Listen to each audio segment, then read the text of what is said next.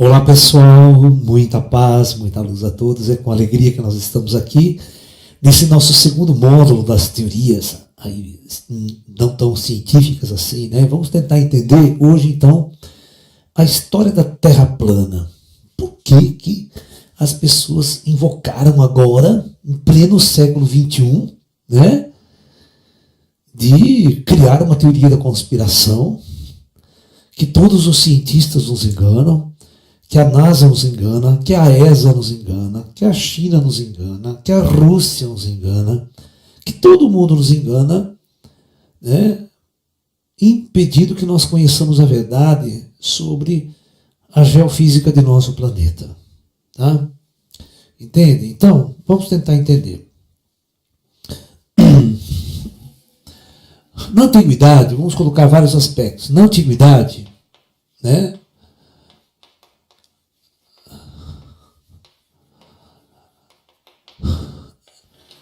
os pensadores, eles não podiam entender, como você não tem uma visão externa, você está dentro da Terra, sob a Terra, você não tem uma visão externa, de longe da Terra, para você saber qual que é o formato real da Terra. Então, a forma da Terra era uma incógnita, ok? Era uma incógnita. Ninguém sabia direito qual que era o formato da Terra. Perfeito? Muito bem. No entanto, quando você quer entender como que é o formato do mundo em que você vive, duas coisas interessantes, uma série de perguntas surgiam. Primeira pergunta que surgia, né? Todos os astros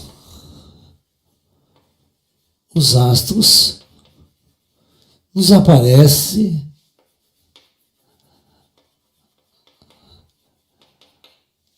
um disco no céu. Você não pode afirmar que o astro é esférico, tá? Porque você olha de longe, ele só é um disco. Você não sabe se é plano, se é chato ou não. Os antigos não tinham como confirmar isso. A única coisa que eu sei é que eu estou olhando um objeto no céu, a Lua me parece esférica quando ela está cheia. E quando, de vez em quando, ela vai ter aquele formato das fases da Lua.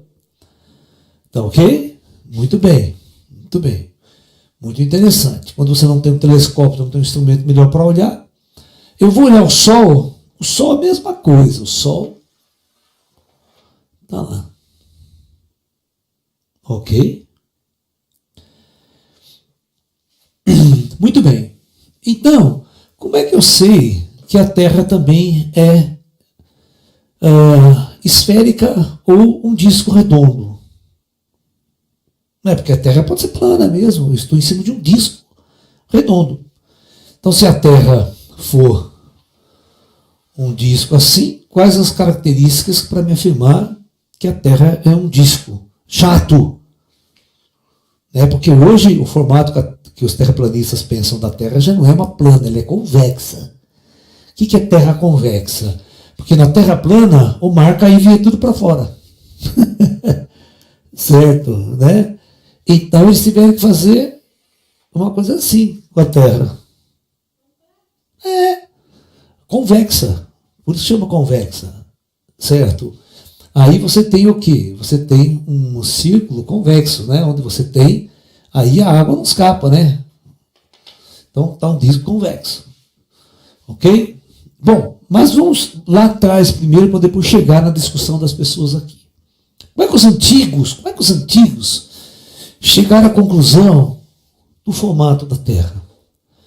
Bom, uma das coisas interessantes, quando ocorria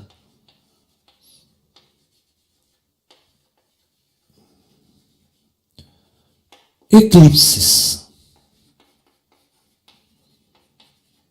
né? Os eclipses são fenômenos naturais da passagem do Sol na frente da Lua ou da Lua na frente do Sol. Então nós temos essas duas características aí, tá?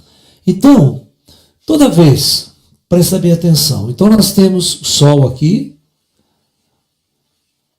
nós temos a Terra aqui o Sol, nós estamos no planeta Terra, mas naquela época nós acreditávamos que tudo girava em torno da Terra, mesmo que a Terra fosse plana, porque as pessoas viam, né, o Sol passar por cima, a Lua vir por cima, todas as estrelas, é como se elas passassem, dessem uma volta lá por trás e saíssem de novo, ok?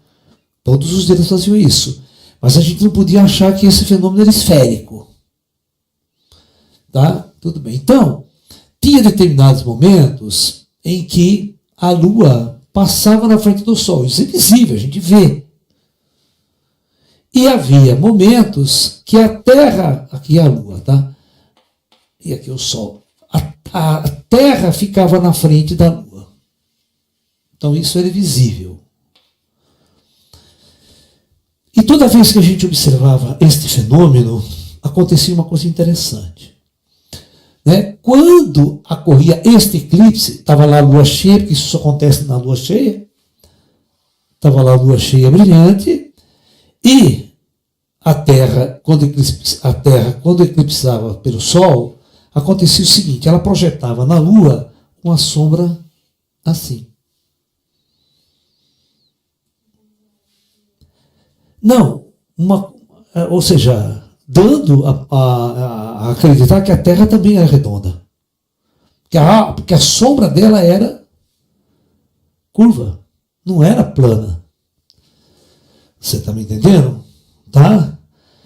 Mas isso ainda não me diz que a Terra é esférica. Ela pode ser um disco achatado. Mas daí estaria na lateral.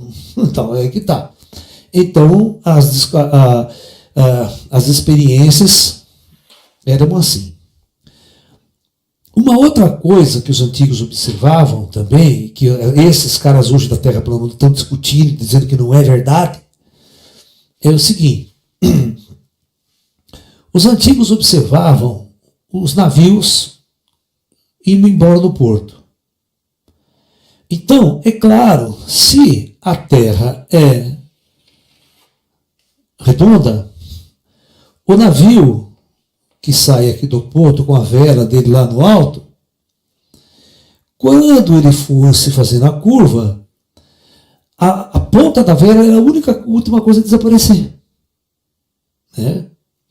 E os terraplanistas, eles ficam, não, porque isso é mentira, porque nós pegamos telescópios poderosos, equipamentos poderosos, e o navio vai embora e ele não some, nunca some. Porque a Terra é plana, ele nunca some. Então não tem esse lance de desaparecer pela curva da Terra. Tá ok? Então muito bem. Tá? Então essa é uma contestação. Então essa é uma das coisas que os antigos falavam. Não, você ficar observando, o navio ele vai descendo e a última parte a sumir é a ponta da vela. Então significa que ele está descendo. Ou seja, acompanhando a curvatura da Terra. Só que para a gente perceber essa curvatura, tem um cálculo de distância, né? Quantos quilômetros esse navio tem que andar para eu perceber a curvatura da Terra? Porque o arco é muito grande. Tá? Então vamos lá. Aí tem um cara chamado Erastótenes, né? Um baianinho de Quixeramobim. Erastótenes. Que ele percebeu lá no Egito, no Egito, hein? O cara era muito bom no Egito. Então, veja bem, que ele percebeu uma coisa muito interessante, que ao meio-dia, né, um obelisco,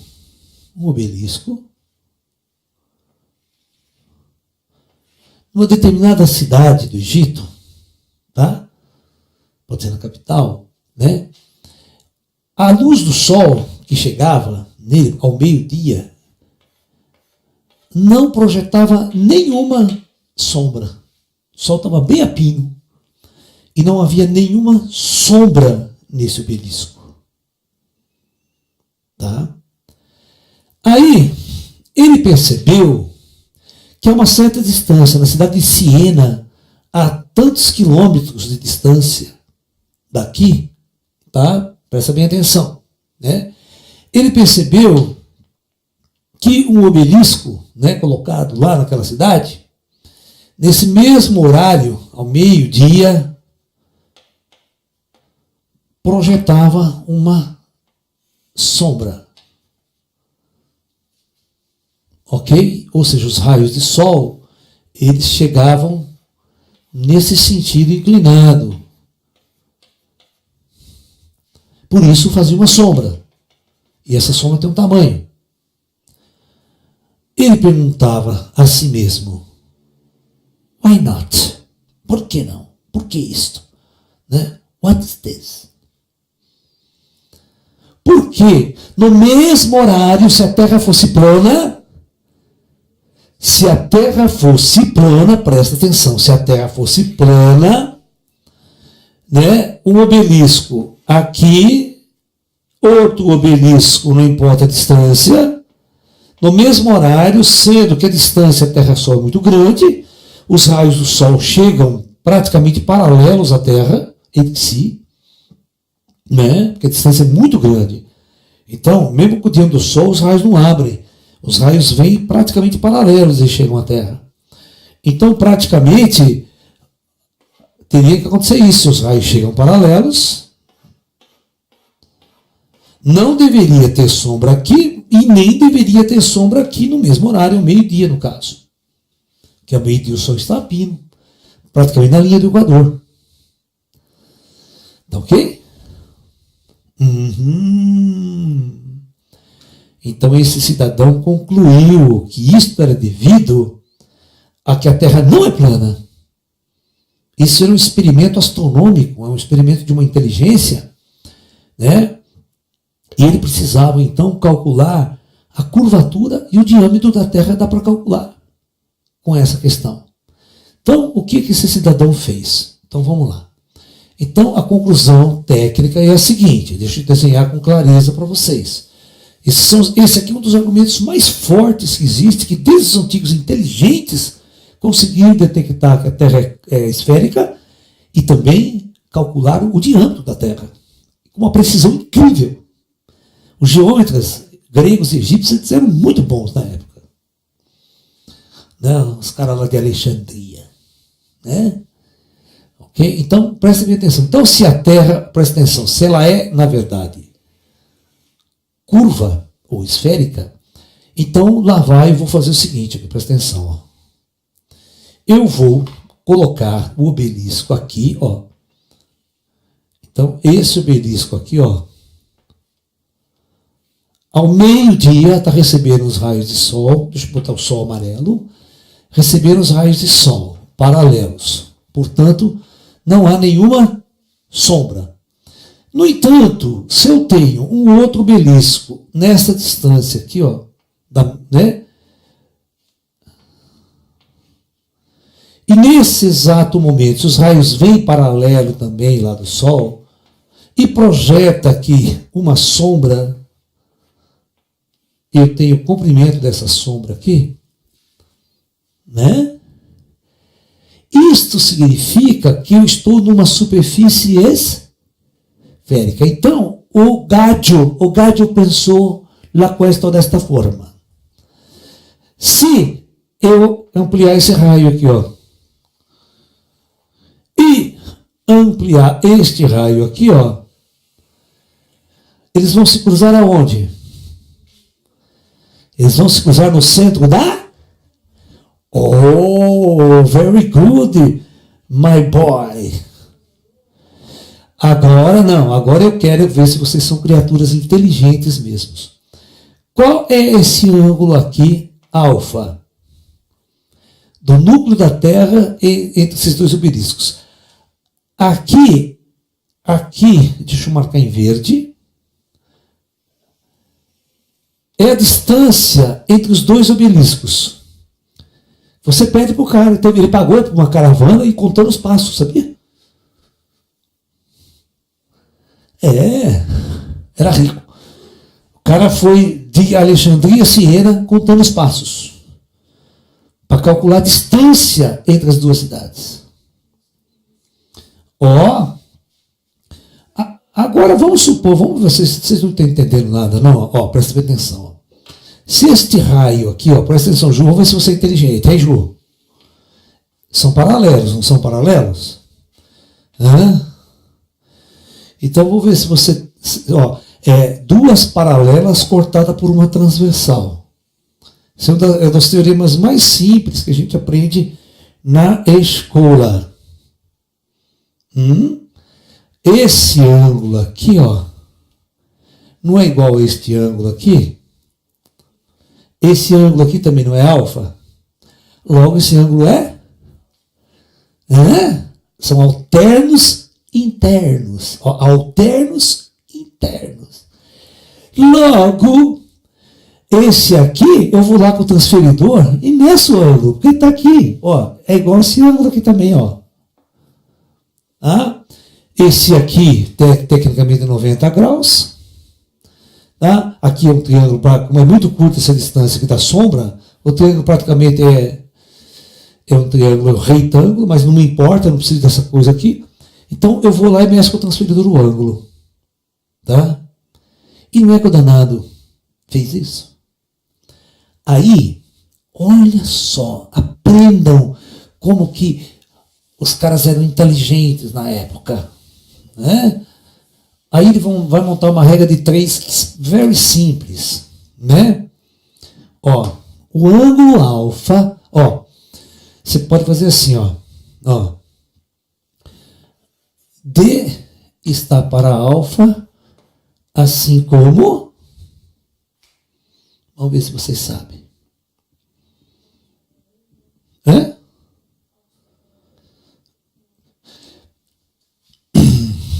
O comprimento da Terra está para 360 graus. Ou seja, deixa eu explicar melhor aqui. Ó. A Terra toda, se a Terra for esférica, o ângulo que ela percorre, o ângulo total da Terra é 360. O comprimento todo que eu quero saber da Terra é o C, que eu quero saber. Então, C está para 360, assim como aquela distância, aquele arco, na verdade é um arco, está para o ângulo alfa que eu medi. Certo? Alright? Logo, dessa simples forma, que essas duas coisas são medíveis, tá? O comprimento da Terra é exatamente quanto? D vezes 360 sobre alfa. Ó, que matemática legal. Só medir o alfa e medir essa distância e eles determinaram com uma precisão incrível este comprimento. Uma vez determinado o comprimento da Terra, o arco total da Terra, todos vocês sabem que C, o comprimento de uma circunferência, é exatamente 2πr. Logo, você tem o raio da Terra sendo o quê? O comprimento que você mediu sobre 2π.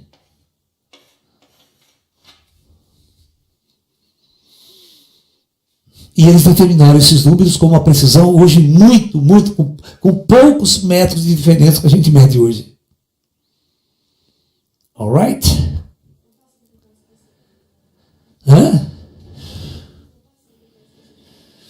O cara perdeu o passo aqui, né? Vai saber. Né? Ele não tinha aquele rodômetro que você ia rodando assim, sabe? Aquela rodinha que ele tem hoje. Hoje nós temos uma rodinha para medir, sabia? O carro tem, o carro está andando, você está medindo. Mas só que você tem que entender, você tem que andar isso aqui em linha reta, hein? Se você fez uma curvinha só, já fudeu. Se tem uma montanha na frente, o cara desvia da montanha, já vai dar uns quilômetros a mais, uns metros a mais. Pergunta, Ju, entenderam? Tem gente que quer fazer pergunta? Não tem. Vocês entenderam isso que eu acabei de demonstrar para vocês aqui, meus queridos? Isso é uma coisa feita antes de Cristo.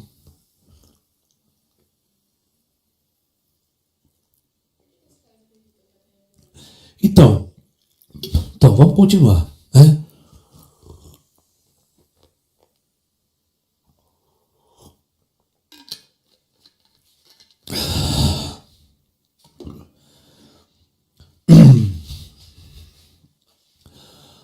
Uma vez determinada lá na antiguidade, esse cálculo aqui muito simples de astronomia básica, né?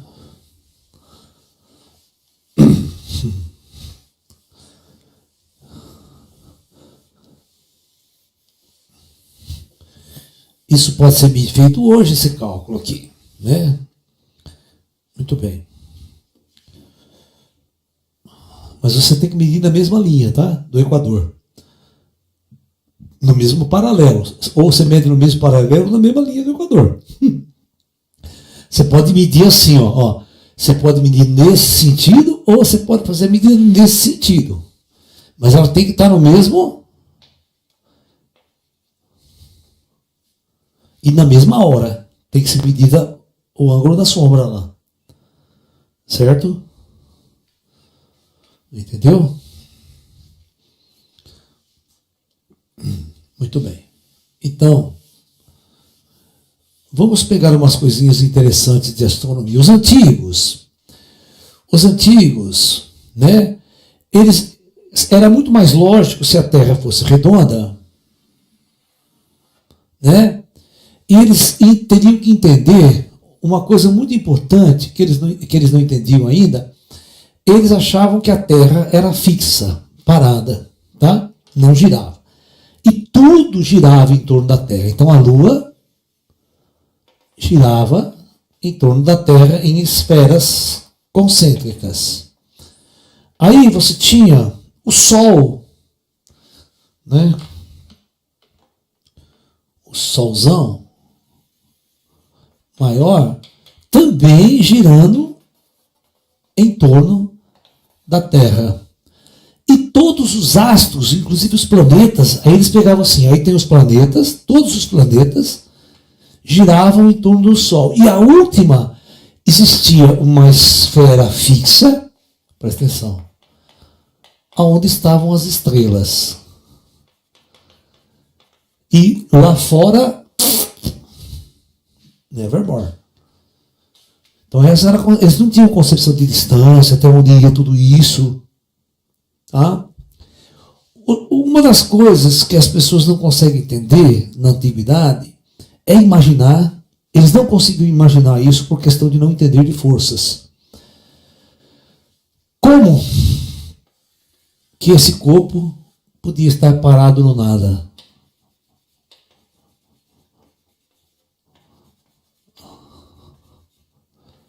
No chamado espaço vazio.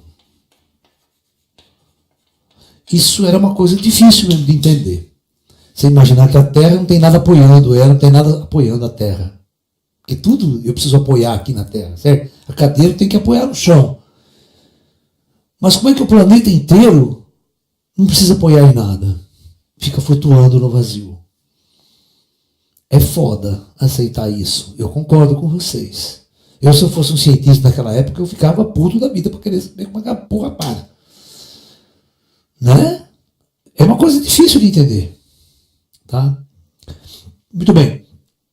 Aí já nos idos, né, passa todo esse tempo, vem o período da Idade Média, a Idade das Trevas, né, praticamente 1500 anos de trevas. Aí nós chegamos na época do Renascimento. O Renascimento com os grandes pensadores na Europa. Aí tem um cara chamado Nicolau Copérnico. Nicolau Copérnico, ele começa a analisar o movimento dos planetas e, mais tarde, né, eles vão perceber que tem uma coisa muito estranha no movimento dos planetas. Muito estranha. Qual que é? Porque os terraplanistas, você quer pegar um terraplanista? É exatamente cavar colocar esse problema para ele. Ele não sabe resolver esse problema. Esse problema que eu vou colocar, os terraplanistas não sabem resolver, porque isso aí foi foda os caras resolverem no passado. Então, é o seguinte, se eu imagino que, mesmo que a Terra fosse plana, se eu imagino que a Terra é redonda, e tudo gira ao redor da Terra, Marte tem um problema. Não só Marte, mas os outros corpos. Mas Marte é muito mais interessante. O planeta Marte, quando você observa ele, está tudo parado aqui, ele está andando, O planeta Marte faz isso aqui no céu, ó, presta atenção, ele vem vindo, de repente ele faz isso, ó. Ele começa a andar para trás. E volta, dá uma laçada no céu e continua. Mais um tempo, depois ele volta de novo e dá outra laçada. Né? É assim que ele vai andando em torno da Terra.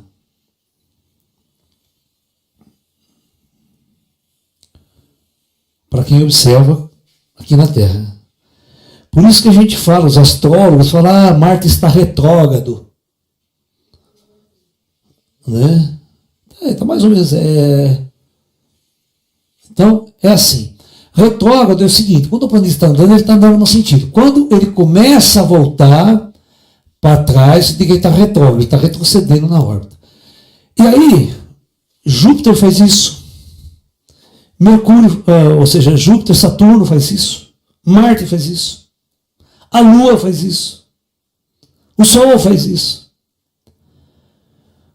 Então, os astrólogos trabalham assim, tá? Por isso que os astrólogos falam que Marte está retrógrado, tal. Aí, os caras começaram a pensar, a falar assim, né?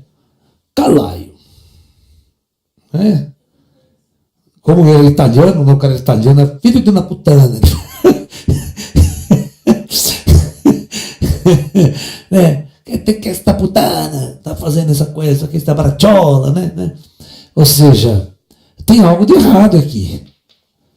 Como que um astro anda e faz curva no céu, volta para trás e tal? Aí, o primeiro cara a usar a inteligência e olhar o movimento dos corpos celestes falou assim, não, tá tudo errado isso aqui. E outra, Ptolomeu, esse é o mapa de Ptolomeu, hein? Do movimento dos astros ao redor do céu. Então o cara falou, apaga tudo que isso aqui está errado. Né? Então, os terraplanistas de hoje, eles não conseguem explicar esse movimento de laçada no céu. Se você começar a analisar pelo ponto de vista da Terra plana, vai dar essa merda no céu, e eles não sabem explicar. Ok? Está lá uma constelação, o Marte vem andando, de repente o Marte faz uma bola e volta para trás do céu. Ele volta para trás. Depois ele continua andando para frente, ele vai fazer esse movimento de laçada no céu. Ok? No céu. Então, claro, aí vem Nicolau Copérnico, um grande gênio, ele falou, não, o problema, o planeta não está andando para trás, porra nenhuma. O negócio é o seguinte, na verdade é que vocês estão vendo tudo errado, nada gira em torno, o Sol é o centro do sistema solar. Então, antigamente nós tínhamos um sistema geocêntrico, ou seja, a Terra é o centro do universo, tudo girava em torno da Terra. Nicolau Copérnico falou, não, as observações não batem, a física não bate, então vocês vão ter que mudar. Então, na verdade, funciona assim, todos os planetas, né? Aí eu vou explicar uma coisa muito interessante, que até hoje ninguém explicava isso. Por que que, Vênus, que está aqui, e Mercúrio nunca aparece à meia-noite no céu? Vocês vão ver, só aparece de tardezinha ou de manhãzinha. Mercúrio mais baixo ainda. Tá? Eu duvido que vocês que estão me assistindo, qualquer de vocês, ache Mercúrio no céu. Mas se usar aquela merda de negócio da internet, no celular hoje em dia, aquele programa, não, olhando, você fala aqui, levando Mercúrio. Ninguém de vocês acha Mercúrio no céu. Tem neguinho que vai procurar Mercúrio meia-noite no céu, olhando para o professor achando Mercúrio, não vai achar nunca. E ninguém explicava. Vocês têm que perguntar para o terraplanista por que Mercúrio e Vênus só aparece, nunca vai estar meia-noite no céu. Essa pergunta o terraplanista não consegue responder jamais. É porque quando você coloca o Sol no centro, que é o mais perfeito, que é o certo, você vai perceber que nós temos uma pista de corrida aqui, Todos os planetas têm uma trajetória ao redor do Sol. Praticamente, né, nesse momento era circular, tá? Mais tarde a coisa vai complicar mais com Kepler, que vai mudar essa coisa aí. Então, aí você explicava o movimento. E a Lua não girava em torno do Sol. A Lua tinha que necessariamente girar em torno da Terra. Olha as descobertas que esses caras fizeram lá atrás. Sem telescópio. Só na matemática, só na observação do movimento dos astros do céu. Então agora ficou lógico, porque daí poderia explicar eclipses. Quando o eclipse da Lua e do Sol acontece, só podia, dentro desse sistema aqui, se a Lua girasse em torno do Sol. Ok? Muito bem. Aí, um pouquinho mais tarde disso, explicava os movimentos retrógrados também dos planetas. Na verdade, não. É que Marte, quando eles estão andando nesse sentido aqui, por exemplo, todos estão andando, todos os planetas giram no mesmo sentido, tá? Se tivesse um no contrário, ia dar uma zebra. Então, todos giram assim. Então, quando Marte passa pela Terra, a minha percepção é que ele está andando para frente. Mas quando eu estou aqui, ele vem vindo e eu volto para trás, então eu tenho sentido que ele está andando para trás, mas ele não está andando para trás. É como você está num trem, né? De repente o trem está andando, um negócio passa você assim, você tem sentido que você está andando para trás. E aquele objeto está parado. Então esse era o movimento retrógrado dos astros que era observado. Então você matava o movimento retrógrado, explicava o retrógrado, as laçadas do céu. Né? Aí, quando um pouco mais tarde, você vai ter Galileu Galilei, tá? Que vai apontar pela primeira vez a sua luneta, vai pegar a sua luneta e olhar. Aí é legal, porque ele vai descobrir que em Júpiter, aqui ó, ele vai descobrir com a lunetinha pequena, 4 luas girando ao redor de Júpiter. E ele ficava observando durante vários dias a Lua se movimentar. Uma Lua saía, sumia atrás, depois ela aparecia de novo. Ele calculou a órbita e o tempo orbital de todas as luas de Júpiter, das 4 que apareciam na época, né? Das 4 maiores. Mostrando que pela primeira vez, né, as luas, o terraplanista não consegue explicar porque as luas de Júpiter giram ao redor de Júpiter. Né? E eu consigo ver esse giro. E o astro redondo. Ok? Né? Muito interessante. Então, as probabilidades de as coisas serem planas. Por que a Terra seria plana se todos os astros são esféricos? Né? Aí já nesse pedaço, as pessoas começaram a desenvolver uma coisa chamada astronomia. Né? Astronomia instrumental. A astronomia instrumental, ela começou a tirar medidas de precisão.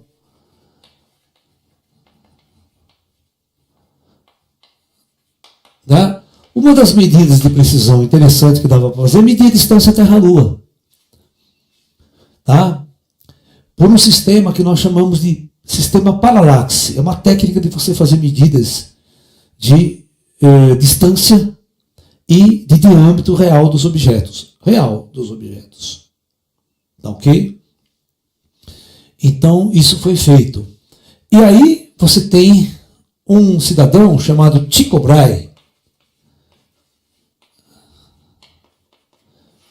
Tycho Brahe era um rico milionário que ele passou mais de 40 anos da vida dele fazendo medidas da órbita do planeta Marte. No céu. Medidas certinho, com ângulos, com precisão. E ele não sabia o que fazer com aquilo, ele chamou um matemático muito importante, chamado Johannes Kepler, para analisar os dados e ver como é que funcionava. Aí, sabe o que ele percebeu? Ele percebeu que o movimento de Marte no céu, olha que interessante, além das laçadas, né, que daí já corrigia pelo esse processo, Marte acelerava. O planeta não andava com a mesma velocidade no céu. Em determinadas épocas, o planeta Marte andava muito mais depressa no céu do que em outras épocas ele andava mais devagar. Isso encucou pra caramba ele. Porque isso fazia com que, né, se eu pegar para vocês aqui o Sol, né, eu teria que fazer uma explicação. Porque esses caras acreditavam que a órbita circular que está o Sol, a órbita circular, bem circularzinha, com o Sol no centro, era a mais perfeita. Era a geometria perfeita, a geometria sagrada. Todo mundo fala geometria sagrada, né? A órbita, o círculo é a forma mais perfeita que Deus já criou. Kepler também acreditava nisso. Por isso que no sistema heliocêntrico, todos os planetas cumpriam órbitas circulares perfeitas ao redor do Sol. Mas Marte não se encaixava. ele tinha que explicar porque que Marte acelerava. No movimento circular, não há nenhum motivo para Marte acelerar. Não há nenhum motivo para Marte acelerar. Ok? Só há um jeito. Ele estudou. Depois ele teve que fazer a sua primeira lei de Kepler. E ele entendeu que, na verdade, a coisa funciona assim. Ó. A órbita é uma elipse. Isso jamais os terraplanistas vão conseguir entender. Tá? Onde tem um ponto, mas o Sol ainda ocupa um dos focos da elipse. A elipse é uma figura geométrica, não sei se você sabe, que ela tem dois focos, né? Ponto focal. Este ocupa o Sol. Aí você entende que o astro ele acelera quando ele chega mais perto do Sol e freia nesse ponto que é chamado ponto mais afastado do Sol, o afélio. Então ele construiu e matematicamente elaborou essa órbita. Aí mais tarde, aí ele foi fazer uns cálculos. A segunda lei de Kepler é a lei dos vetores, que é uma lei muito complicada para vocês aqui, que eu não quero dizer. E a terceira lei de Kepler, que é a medida do T ao quadrado sobre R ao cubo é igual a uma constante. Né? Essa fórmula aqui é o raio médio da órbita, o raio médio da elipse. Tá? Dessa fórmula aqui, mais tarde, Isaac Newton vai demonstrar a força gravitacional. Saindo dessa equação, o Newton chega nessa, né? Ó. G, né? M sobre R2. Então, Newton demonstra que o fato do astro estar circundando é porque ele está preso por uma força gravitacional que vale isso aqui. Entendeu? Então, a força gravitacional é uma força que opera necessariamente, né? E funciona, todo o sistema funciona quando o corpo é esférico. Faz com que necessariamente o sistema de mínima energia no sistema faz com que o corpo necessariamente tenha que ser esférico. A força gravitacional é uma força central, por isso, na formação dos sistemas, quando Newton descobre isso, né? E a análise das órbitas dos corpos celestes demonstra isso. Você tem dois corpos, então quando você tem dois corpos orbitando, um ao outro, você tem uma coisa chamada centro de massa do sistema. Então a órbita, o centro da órbita sempre vai ser o centro de massa do sistema. Essa é uma regra muito interessante que os terraplanistas não conseguiram explicar. Para os terraplanistas, o Sol está aqui mesmo, o Sol não está a 150 milhões de quilômetros. Certo? E por paralaxe, dá para a gente medir a distância do Sol. Dá para a gente medir a distância de alguns planetas, da Lua. A gente não consegue medir a distância de estrelas muito distantes. Mas por paralaxe, dá para a gente medir distâncias e o diâmetro da Lua com bastante precisão ainda. Tá? Uma tecnologia que se tinha no passado. Hoje nós temos tecnologias muito mais avançadas. Hoje, para medir distância Terra-Lua, cara, os cientistas meteram, quando a NASA, o primeiro astronauta pousou na Lua, né, nós colocamos um espelho na Lua, um espelho refletor. Aí com um raio laser, né, mandamos um raio daqui para a Lua. O raio bateu no espelho e voltou. Agora você imagina a precisão da distância Terra-Lua medida nessas. É coisa de erro de 1 metro. Tá?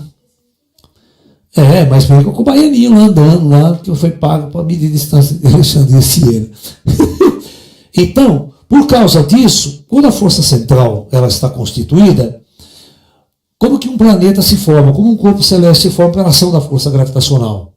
Né? A força gravitacional ela faz com que necessariamente, veja bem, necessariamente, eu tenho um monte de blocos de rocha disperso, né? E como a força gravitacional é uma força que age central, matéria traz matéria, a tendência desse corpo aqui, no espaço sideral, é agruparem-se de uma forma necessariamente, veja bem, necessariamente esférica. Entendeu? Todos os corpos celestes vão se aglutinando, formando uma esfera. Os cientistas dizem o seguinte: para que um corpo seja realmente esférico no espaço, ele tem que ter uma massa mínima. Porque as forças de pressão que vão pressionar o centro do planeta, ela tem que ter uma massa mínima, porque senão ela não tem força suficiente para criar uma estrutura realmente esférica. Ela pode, por isso que alguns asteroides, a Lua de Marte, por exemplo, Phobos, ela não é esférica. Tá? Você tem um corpo meio assim, estranho, parecendo um pedaço de rocha. Mas se você for medir essa massa, ela é uma massa pequena, não foi suficientemente para ter força de pressão gravitacional para fazer com que os corpos, né, criassem uma natureza esférica. Então, tem que ter uma massa mínima para que o corpo, necessariamente a partir desse ponto, ele vai se tornar um corpo esférico no espaço. Ok? Tá? E Galileu foi um dos interessantes, que ele foi quase queimado na fogueira por ele demonstrar, por ele seguir a teoria, defender a teoria de que a Terra gira em torno do seu eixo e faz com que, presta atenção, todos, aparentemente, o Sol, a Lua e os astros girem todos os dias ao nosso redor. E os terraplanistas não conseguem explicar isso se você não tiver um eixo de rotação da Terra. Aí eles dizem que é realmente os astros que giram em torno da Terra. Ou seja, a gente está voltando a 2000 anos no passado. Se a gente for seguir e achar que todos nós cientistas que estamos com aparelhos sofisticadíssimos hoje em nossas mãos, estamos querendo enganar vocês por algum motivo, pô, aí não vai dar certo, né? Entendeu? Tem perguntas ou não? Professor, visto que temos toda uma tecnologia de satélites, argumentos históricos e científicos que provam o real formato da Terra, o que os terraplanistas ainda pretendem provar? Eles possuem algum argumento científico para terem tanta convicção dessa teoria da Terra plana? Não tem. Nunca até hoje um terraplanista conseguiu me convencer com suas teorias. Só tem um jeito de pegar esse terra. Tem que mandar esse terraplanista para o espaço. Né? Tem jeito de convencer. Eu vou explicar para vocês uma coisa que tirava o sono do Isaac Newton. Tá? Uma coisa que tirava o sono do Isaac Newton era isso aqui. Ó, presta atenção no que eu vou falar. É o caso da macieira, da maçã, caiu na cabeça dele lá, o cara ficou doido, né? A pergunta é, todas as coisas caem na Terra, não caem? Estou vendo? A Terra atrai os corpos. A pergunta que eu não queria calar, por que a Lua não cai? Anjo, por que a Lua não cai na Terra? Isso não tirava o som de Isaac Newton. Viu, Ju? Coitadinho. Por isso que ele não casou. Né? Falava que ele não gostava muito de mulher, tem essas. Né? Mas nunca casou, Newton. Tudo bem. O Newton era um gênio. Esse é o tipo de um avatar enviado para a Terra para tirar o ser humano do obscurantismo, para tirar o homem das trevas. Porque, gente, não é só coisas esotéricas e espirituais. Essas questões libertam o ser humano de uma maneira muito grande em relação ao pensamento primitivo antigo. Você tem uma noção maior de onde você está, da sua posição, do seu mundo, do seu planeta, o que é essa massa planetária. Eu vou explicar uma coisa que os terraplanistas não explicam. Por que esses corpos não caem? A ideia, sabe o que eles falam? Que estão parafusados. Estão parafusados no teto. Né? Com o super bonder. Uns colados com o super bonder e outros parafusados. Né? Alright? Eu quero ver quem fabricou parafuso e a super cola. Tá no teu teto lá, o abóbora celeste, tá lá a abóbora. A teoria deles é assim, ó. A Terra é plana. Então tá aqui. Né? Meio convexa, né? Uma coisa assim. Tá? Aí a teoria deles é essa, eu vou explicar para vocês. Aí tem uma cúpula de vidro, uma cúpula, onde tudo está grudado aqui. Luas, estrelas, sol, cometas, tudo está grudado aí. E tudo, a Terra está parada, isso aqui é que gira, viu? Tem uns sistemas de engrenagem sofisticada que alguma tecnologia, algum ET, algum nego fez. E nós estamos presos nessa bolha e não sabemos absolutamente nada do que tem lá fora. Que realmente os astronautas não foram para a Lua, né? Satélite é uma mentira, ninguém mandou foguete, ninguém mandou satélite, tudo enganação, a NASA nos engana. Tá? Então, essas pessoas vivem nesta terra plana até hoje. Certo? Sem entender os mecanismos de telecomunicação, celular que eles estão usando, como é que funciona tudo isso. Bom, eu vou explicar esse sono do Isaac Newton. Né? O Isaac Newton pensou assim, presta atenção. Está aqui a Terra. Ele já tinha estudado uma coisa. Se só existe uma força atraindo os corpos para baixo, que é a força gravitacional, que no caso é a força peso, quando eu lanço um corpo, presta atenção, isso é uma experiência que o Galileu fez e fez todas as equações. Se eu lançar um corpo para cima, ó, necessariamente ele volta, cai na minha cabeça. Certo? Se não estiver ventando no dia, nada, ele cai na minha cabeça. Ele sobe e pum, desce. Porém, contudo, todavia, se eu jogasse esse objeto num ângulo, ele necessariamente teria que fazer isso aqui, ó. Descrever uma parábola cuja equação matemática de movimento era S igual a S0 mais meio de GT ao quadrado. Né? Ok? Então você tem uma equação quadrática, você tem uma equação de movimento que necessariamente a sua trajetória vai ser uma parábola. Então, presta bem atenção no que o Isaac Newton descobriu. Então, o Isaac Newton descobriu o seguinte, que é exatamente o que a NASA faz hoje em dia para colocar um satélite em órbita da Terra. O que é entrar em órbita da Terra? Presta atenção. Exatamente o que o Newton descobriu. O Newton descobriu que essa é uma dos terraplanistas também, viu? O terraplanista, ele quebra a cabeça por que o foguete necessariamente tem que fazer isso que eu vou falar agora. Porque se a Terra fosse redonda, o foguete ia embora para cima. Aí é burrice, ele corta a cara na cabeça dele. Então, o foguete, ele faz isso aqui, ele lança, depois ele já vira para cá. Então, ele pensou assim, o Isaac Newton, presta atenção. Se eu pegar um canhão, inclinar ele 45 graus, que é a maior distância que eu posso mandar uma bala, é 45 graus, tá? Inclina 45 graus e joga, dá um tiro na bola. A bola de canhão faz isso aqui. Pum. Ela cai na terra. Como todas as coisas caem. Eu vou pegar um canhão mais potente. Pá! Eu dou um tiro num ângulo de 45, ela cai mais longe um pouquinho. Certo? Um canhão bem poderoso. Dou um tiro. Pá! Ela vai lá no alto e pumba, cai.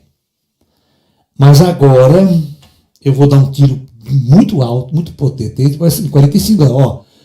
Pá! Olha o que ela vai fazer, ó. Ela vai continuar caindo. Só que não acha mais o chão. Ela continua caindo. Continua caindo. Continua caindo, continua caindo, continua caindo, continua caindo, continua caindo, continua caindo, continua caindo. E quando ela chega aqui, ela fecha a órbita e continua caindo. Ok? E aí ela fica caindo eternamente. Caindo eternamente. Isso é o que acontece com a Lua. A Lua está caindo na Terra. Então ela fica em órbita. E a Lua, mesmo naquela distância, ela está presa na Terra por esse aspecto. Então todos os foguetes, todos os satélites são lançados assim. É por isso que o foguete não vai assim. Porque se ele for, a hora que acabar o combustível, ele volta. Então a ideia não. A ideia é jogar, quando ele chega nesse ponto aqui, eu desligo o retrofoguete. Aí pode deixar que ele vai cair. Aí os satélites ficam rodando eternamente, como o Starlink, como todos os satélites. Isso é uma prova cabal de que a Terra é redonda. Se você aceitar a existência de satélite, a própria existência da Lua orbitando a Terra significa que a Terra necessariamente tem que ser esférica. Tá? Então, todos esses dados colaboram, todos. Por isso que vocês vão ver, todo foguete, quando ele sai da base, ele sai, levanta e já inclina. Ele já inclina e vai embora. E outra coisa, todas as bases de lançamento, presta atenção, elas têm que estar mais perto da zona do Equador possível. Né? Então, você pode ver que eu tenho aqui o eixo da Terra, de rotação, aqui o Equador terrestre, todas as bases de lançamento estão bem perto do Equador. Você não lança foguete aqui, nem lança aqui. Né? Você vê a França, que está lá no alto, ela vem lançar aqui nas Guianas, que está aqui, os foguetes dela. A NASA lança o mais perto, lá na ponta do Cabo Canaveral, o ponto mais extremo sul dos Estados Unidos. Tá? E nós, o Brasil, montou, né, lá no norte do Brasil, na Barreira do Inferno aqui, não montou aqui no Rio Grande do Sul a base de lançamento de foguete. Agora se pergunta para os terraplanistas por quê? Esses terraplanistas não respondem nunca. Né? Eles não respondem nada. Porque eles não vão acreditar nem que a gente manda foguete para o espaço, né? Nem que o cara foi para a Lua, né? Vocês estão entendendo? Então, cara, eu vou falar uma coisa para vocês. Não dá para acreditar nessa gente. Não leva essa gente a sério. Não perca seu tempo. Nós, cientistas, ao longo da história, já gastamos muito cérebro, já calculamos demais. Toda a ciência moderna, toda a tecnologia moderna que vocês têm hoje, nós mandamos satélite para fotografar Júpiter, sair do sistema solar. Você acha que se a Terra fosse pronta, a gente conseguia fazer tudo isso? A gente pousava uma sonda em Marte, fotografando Marte, andando por Marte. Você acha que a gente ia conseguir enganar tanta gente dentro da NASA, tantos cientistas? Eu tenho um amigo meu, engenheiro na ESA, né, que fica controlando as sondas europeias que estão em Marte. Vocês estão me entendendo? Então, pô, não dá para voltar 2000 anos atrás e achar que a Terra é plana, né? Não tem argumento para isso. E outra, se você meter o cara no balão, mesmo no balão, se ele subir no balão próprio para isso, com oxigênio, com tudo, ele vai perceber que a Terra é redonda. Dá para perceber. É só botar instrumentos. Eles iam fazer, eu não sei porque não fizeram até hoje, eles disseram que iam fazer uma excursão, pegar um navio, fretar um navio para chegar na fronteira da Terra. Eu não fizeram até agora, estou esperando, porque eu quero ir nessa excursão. Bora, meu, bora na fronteira da Terra, chutar nos negócios para cair da Terra. Eu vou mergulhar fora do mundo assim. Vai, Ju. Por que as inteligências superiores construíram o nosso sistema solar sendo exclusivamente composto por planetas, já que não podemos nos deslocar para eles? Por enquanto a gente não pode deslocar, né? Por enquanto, porque nós estamos primitivos, nós estamos com consciência primitiva. Mas os ETs podem deslocar não só pelo sistema solar inteiro, como pela galáxia toda e por outras galáxias. As distâncias interestelares, elas são as verdadeiras barreiras para raças primitivas. Não perturbar outros mundos na galáxia. Então você só sai do seu planeta quando você tiver um grau de consciência bastante elevado. Enquanto você estiver naquele estágio primitivo, brigando um com o outro, correndo atrás da manhã dos outros, matando uns aos outros, você está preso na superfície planetária dos mundos. Olha isso aqui, ó. A força da gravidade é a corrente que me prende a seres primitivos. Mesmo o espírito, para seres densos, os espíritos ficam presos pela gravidade, sabia? Tem espírito que não voa, não flutua, não consegue sair fora de jeito nenhum. Então, se você não tiver acesso a grandes tecnologias, avançadas tecnologias, você é um prisioneiro deste mundo, mesmo sendo espírito. Se nos deslocarmos em projeção astral muito alto, podemos ver a Terra esférica? Com certeza, isso é fácil de fazer. Se você fizer projeção astral consciente, você sai, Sobe, sobe o máximo que você puder, você vai ver a Terra redondinha lá embaixo, beleza. Eu mesmo faço sempre isso. Quando eu quero viajar para a Europa, eu quero viajar para a China, né? Sem o busão, quero ir sozinho, né? Porque hoje é mais fácil pegar o busão, eu vou de busão, é confortável, tem aeromoça, tem suquinho, tem tudo, né? Quando você vai sozinho é frio pra caramba, você tem que sair para o espaço, descer aí enche o saco, né? Mas dá para ir, não tem problema. Olha como é que eu faço. Vou explicar para vocês, tem que saber geografia, se não souber a geografia você está lascado. Tá? Então a primeira coisa que você tem que fazer, eu quero ir para outro lado do planeta. O planeta é redondo, ele é esférico. Não vai achar que é plano que você está lascado. Então, eu estou aqui no Brasil, lá está no Brasil, e eu quero ir para a China ou Japão, que fica do outro lado da Terra. Quero vir aqui. Então, o que eu faço? Eu subo no ângulo na Terra, eu faço assim, não subo de reto não, tá? É burrice. Eu subo no ângulo assim, e vou mais alto que eu puder. Quando de lá, eu tenho que estar olhando. Então, às vezes, o segredo, se eu quero ir do outro lado do planeta, eu tenho que fazer um ângulo assim, ó. Eu tenho que olhar e ir para cá, ó. E vou bem alto. Quando nessa posição eu olhar a Terra, eu ver os continentes todos e ver a China, aí eu desço. Daqui eu vou para lá, assim, ó. Eu sempre estou contente da China, eu estou bem sobre a China, eu estou a quilômetro de altura. Aí eu lá do alto, eu quero ver onde eu vou. Se eu quero ir para Pequim, se eu quero ir para o sul da China, você tem que estar do alto, senão você erra o caminho. Se você sair a 10 metros de altura que ele chega na China, você não chega nunca na China, tá? Pode esquecer. Você vai demorar a vida inteira, você não chega. Você não, né? Tem que ser desse jeito, esse é o único método bom para ir. E aí você tem que saber a geografia também da China para onde você vai. Tá? Senão você está lascado.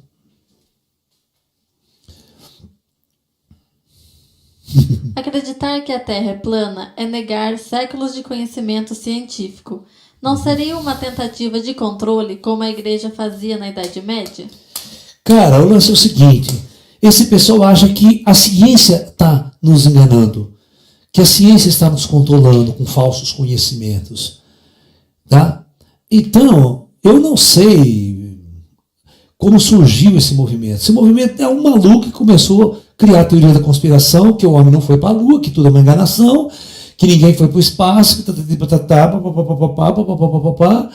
e aí esse movimento foi crescendo, e maluco tem no mundo inteiro. Com todo o respeito que eu tenho a essas pessoas, tenho amigos que acreditam nisso, eu acho que a crença é livre nesse planeta, você acredita naquilo que você quiser, o grau de exigência de cada pessoa é um. Eu sou um cientista, e a minha área é astrofísica, a minha área é essa. Sabe? Eu vivi a vida inteira fazendo essas coisas, olhando para o espaço. Certo? Então, é claro que eu acho um tremendo de um absurdo. Mas eu não vou ficar ofendendo as pessoas porque elas acreditam em coisas diferentes de mim. Isso eu não faço jamais. Eu tenho uma ética profissional. Quer acreditar? Tudo bem, um dia você se convence da mesma forma que eu me convenci. Certo? Ninguém teve nenhum argumento legal que me convenceu que a Terra é plana. Nós temos 1 milhão de argumentos para convencer que a Terra não é. Agora, você não quer acreditar nos argumentos, o que eu posso fazer? O satélite está passando na sua cabeça todo dia, nós colocamos satélite. Os russos colocaram o primeiro satélite em órbita, então os russos também estão enganando todo mundo. A China botou um satélite na Lua, pousou na Lua, então a China também está enganando todo mundo. Pô, todo mundo está enganando todo mundo, por quê? Eu não entendo isso. A Índia botou um satélite. Todo mundo manda satélite, todo mundo manda míssil hoje em dia, balístico. Certo? Então, o espaço foi uma conquista muito grande. E outra, nós tínhamos que ter as fórmulas com precisão total, senão você não bota um foguete na Lua. Você não bota uma sonda em Marte. Você não bota uma sonda em órbita de Saturno, né, em órbita de Júpiter. Você não consegue fazer isso se você não tiver cálculos precisos, informações precisas de distância, de tudo bem calculado. Já que os terraplanistas não possuem nenhum argumento científico que comprove essa teoria, como eles conseguem e vêm conseguindo tanta notoriedade com essa ideia? Então, e ainda fazendo com que outras pessoas acreditem fielmente nela. Então, por isso que eu estou falando para vocês, é o grau de exigência de cada um. Por que a igreja crente está cheia? Por que a Igreja Universal consegue arrastar tanta gente e tanta gente dá dinheiro para aqueles caras lá que são verdadeiros charlatões? Tá? Então, porra, não dá, né? Não dá. Eu acho assim que fica muito difícil. O ser humano, eu tenho pena de seres humanos que são facilmente manipuláveis, né? Porque não aprenderam ciência, não entendem de ciência, essas pessoas não entendem de ciência. Né? Se a gente fizer medidas muito precisas, de alta tecnologia, é muito simples, todo mundo já fez essas medidas. Eu não sei porque as pessoas não acreditam, essas medidas já foram feitas, ninguém discute mais isso é coisa do passado, entendeu? Voltar ao passado, querer questionar esses valores, poxa, não dá. Tem um programa na Discovery Science, que vocês podem acompanhar, se chama, né, O Homem Não Foi para a Lua. Né? Então são assim, um engenheiro, um astronauta do ônibus espacial, né? E um cara que não acredita nem um pouco que o homem foi para a Lua. Então esse cara vai inventar 1000 artifícios que a NASA tem que provar que ela foi para a Lua. Em todos os programas, é uma série de programas, os caras convencem. O cara se convence de que, pô, esse argumento derrubou. Até o último dos episódios, que eu já assisti todos, é o seguinte: a Apollo 11, quando ela pousou no Mar da Tranquilidade, ela deixou objetos lá. Ela deixou a bandeira americana, a base do módulo lunar ficou na Lua, o equipamento que eu falei para você de um espelho solar, de refletor laser, ela deixou uma série de coisas, e pegadas do homem da Lua, que não tem vento, está lá até hoje. Okay? Então, vamos fazer o seguinte, vamos ver se a gente consegue aqui da Terra informação de que esses objetos estão lá. Então vamos consultar os maiores telescópios da Terra para ver se a gente consegue enxergar, né, o cocô que o astronauta deixou na Lua. Né? Porque deve ter dado um barrão na Lua, lá, beleza, né? Não, Ju, Luna, que vai trazer bosta para a Terra? Você tá louco. O cara ficou 3 dias lá, cagou pra caramba na Lua. Oh, não, mas joga bosta na Lua, filho. Vai trazer a bosta para a Terra? Você tá entendendo? Sabe esses aviões? Você tá cagando no avião, joga bosta para fora, cara. Vai cair na cabeça de um baianinho lá embaixo. Aí quando ele dá descarga, o cara vai carregar bosta no avião? Você tá louco, vai embaixo da bosta, merda lá embaixo. Aí esfarela do espaço que vira até purpurina.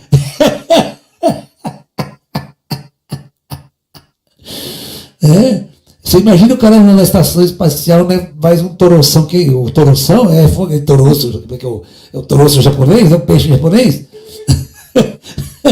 O cara faz um toroço, essa máquina não está funcionando porque tem que ter sugador. O cara senta, encaixa a bunda direitinho lá e caga. A bosta fica flutuando, cara. Não tem gravidade na porra, né? Não cai, a bosta não cai. Então tem que ter um sugador para sugar a bosta e descer o bicho lá. Imagina quando quebra aquela merda, o cara sai e a bosta vai voando. Né? Dá uma testada na merda. Oi.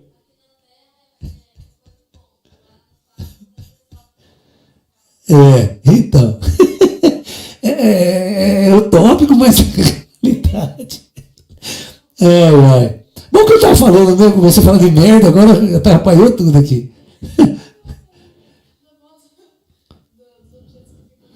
Tá. Então, deixa eu terminar a teoria aqui, Ju. Então, neste programa, né? Porque se o cara achar os objetos na Lua, é porque os caras foram mesmo, a Terra é redonda, não tem como dizer. A Lua é redonda, tudo redondo. Que tem que entrar em órbita da Lua, tem que sair em órbita da Terra, tem todo o trajeto que a NASA fez. Bom, eles foram no telescópio, né, Hubble. Os caras do Hubble lá, o cara do Hubble, a cientista que contou o Hubble falou: olha, é o seguinte, o tamanho da área onde estão os objetos é X. O objeto é muito pequeno, o Hubble não vai conseguir fotografar, vai dar um pixel no Hubble que não vai aparecer nada. Certo? Então foram aqui em Paranoá, né, aqui no maior telescópio do mundo, embasado em terra, né, também é um problema. Ó, não dá, o aumento não é suficiente para detectar os objetos da Apollo 11 na Lua. Alright? Aí os caras ficaram frustrados. O cara falou, mas tem o cara deu uma... Mas escuta aqui, nós temos um satélite em órbita da Lua. Nós temos um orbitador em volta da Lua que tira fotos, né? Como o Google tira foto aqui da sua casa do espaço. Então vamos lá. Foram lá para Pasadena, na Califórnia, onde está o centro de controle, né, do Jet de Propulsão da NASA, né? Que coordena os satélites, né? Aí os caras falaram, o satélite, seus orbitadores, daqui a pouco, então tudo vocês fiquem aí que tal hora. O satélite vai passar em cima do Mar da Tranquilidade. Aí nós vamos tirar foto. Vai dar resolução. Postado, você tira foto da cara de uma pessoa. Com HD ainda, com tantas linhas de resolução. 4K. A nossa tecnologia outra é 4K, é tudo fodida, cara. E aí a sonda passou e fui fotografando. Perfeito, tá lá o módulo lunar, tá a bandeira americana, tá todos os objetos fotografados com precisão para o satélite orbitador que está hoje em volta da Lua. Aí o cara ficou com aquele da conspiração, que o homem não foi para a Lua, com aquela cara de bosta. Cara de merda. Aí ele teve que se convencer que os objetos realmente estão lá e demonstra que o homem realmente esteve na Lua em 1969. E as outras missões também. Porque aí eles pegaram a outro pouso. Aí encontraram o Jeep. O Jeep está lá intacto ainda. Porque nas outras missões eles levaram o Jeep para dar um rolê na Lua. Certo? O Jeep está lá bonitinho, certinho, do jeito que os caras deixaram. Então todos os objetos largados na Lua de todas as missões ainda estão lá. E pode ser fotografado por esse orbitador lunar. Alright? Professor, Oi. estamos próximos da transição para a Era da Luz. Por que o comando planetário permite o crescimento dessa crença da Terra plana? O comando planetário não tem nada a ver com a burrice alheia. A burrice do ser humano aqui. Isso não tem nada a ver. Né? Você não vai para a zona, o comando planetário não vai pedir que você vai para a zona, que você vai para a balada, vai para o funkão. Certo? Por que vai impedir que os caras acreditam? Acreditam que você quiser. Existe o livre-arbítrio na Terra, né? Livre-arbítrio é uma lei que você faz o que você quiser na Terra, inclusive até acreditar que a Terra é plana. Você entendeu? Até acreditar que o homem não foi para a Lua, mil teorias da conspiração. Né? Até acreditar que a Rainha Elizabeth é uma reptiliana, tem tudo isso aí. Né? Você acredita no que você quiser. Ok?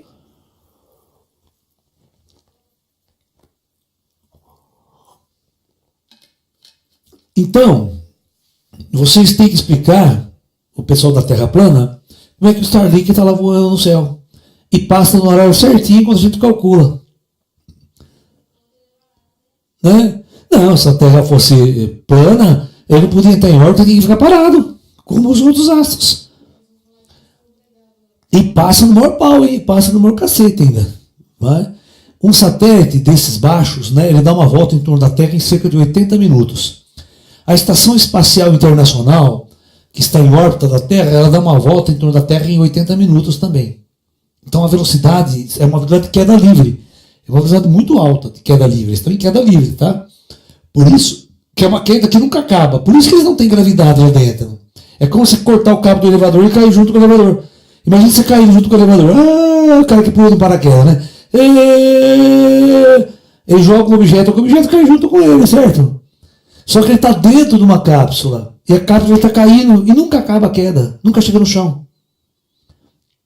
Por isso que você tem a sensação de que você está flutuando, que não tem ninguém que atraiu, não tem gravidade. Você faz cocô, a bosta fica, mas a bosta está caindo também. Está tudo caindo. Só que tudo cai no mesmo referencial. Então, qualquer objeto que você solta, ele está caindo junto com você. Você está caindo o tempo todo. Mas a estação orbital está a 400 km da Terra. Só a 400 km. Quem? Se você não tiver, o problema é o seguinte, você tem que ter combustível para levantar a órbita. Porque há perdas de energia no sistema, né? Você tem vento solar, você tem alguma coisa, aí a órbita começa a baixar. Se você largar, ela cai. O Skylab caiu na Terra, que é a primeira estação espacial orbital feita pelos Estados Unidos. Foi chamado Skylab. seja, o laboratório do céu, né?